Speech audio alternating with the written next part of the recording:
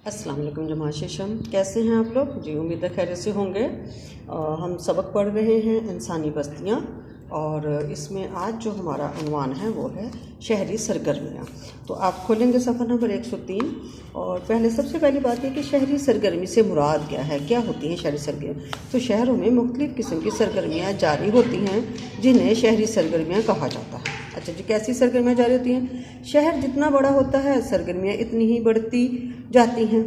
ताहम बाज़ शहर अपनी किसी एक सरगर्मी की वजह से मशहूर हो जाते हैं, इसे मखसूस सरगर्मी कहा जाता है।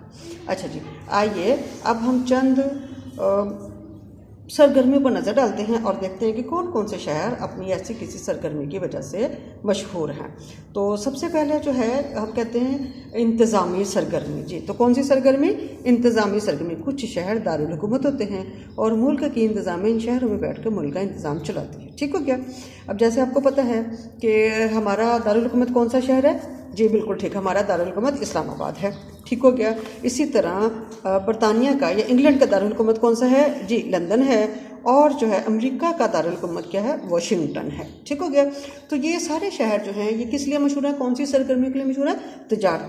इंतज़ामी सरगर्मी के लिए। फिर दूसरा नंबर पर आता है मुक़द्दस मकामात, यानी मजहबी सरगर्मी। आपको पता है ना, हर इंसान का ताल्लुक़ किसी न किसी मज़हब से है। तो ऐसे इलाके या ऐसे शहर जहाँ पर मजहबी सरगर्मियाँ ज़्यादा बड़े पैमाने पर अंजाम पाती हैं उनको हम कहते हैं मजहबी सरगर्मियाँ। तो जैसे कुछ शहर मुक़द्दस मकामात हैं और इन शहरों में सारी दुनिया से लोग मजहबी रसूमात की अदायगी के लिए आते हैं, इसे मजहबी सरगर्मी कहा जाता है। आपको पता है कि तमाम मुसलमान हज करने के लिए जो है वो मक्का जाते हैं। ठीक है। तो मक्का और मदीना जो है वो हमारी मुसलमानों की मजहबी सरगर्मी के लिए बहुत ज़्यादा अहम शहर है। इसी तरह यरूशलेम जो है जिसको हम बैतुल मुक़द्दस कहते हैं, बैतुल मुक़द्दस जो है वो मुसलमानों का किबला अव्वल मस्जिद अक्सा वहाँ पर मौजूद है। और असल में ये जो जगह है ये तीनों जो बड़े मज़ाहिब हैं, मुसलमान, इस्लाम, यहूद और ईसाइयत, इन सब के लिए ये शहर और मस्जिद अक्सा बहुत ज़्यादा अहम है। ठीक है। तो यहाँ पर भी हर तरह के लोग जाते हैं और ये वहाँ पर सरगर्मी करते हैं। फिर तीसरा है वेटिकन सिटी। वेटिकन सिटी बच्चे क्या है? वेटिकन सिटी भी जो है वो एक शहर है जहाँ पर ईसाइयों की सबसे बड़े इज्तिमात होते हैं, जहाँ पर वो अपनी सरगर्मियाँ करते हैं। बहरहाल ये बात हमारे लिए बहुत फ़ख्र की बात है कि जितनी बड़ी मजहबी सरगर्मियाँ जो हैं वो मक्का और मदीना में होती हैं, दुनिया में और कहीं नहीं होती हैं। अच्छा, तीसरे नंबर पे आता है सनती सरगर्मी। अब कुछ शहर जो हैं वो सनती एतबार से अहम होते हैं। कई शहर सनती तरक्की में दूसरे शहरों से बहुत आगे निकल जाते हैं, मुख्तलिफ शहर की तैयारी इनकी शनाख्त बन जाती है, इससे सनती सरगर्मी कहते हैं।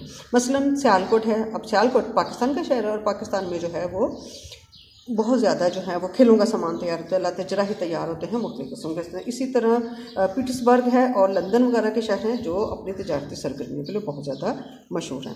तो बच्चों इसको लिए जो हमारा आज का काम है वो आपके सवाल जो है ना वो बने हुए हैं, तो आपने सवाल नोट कीजिए और इन सवालों के जवाब आपने अच्छी तरह से याद भी करने हैं और फिर अपनी कॉपीज़ में लिखने हैं।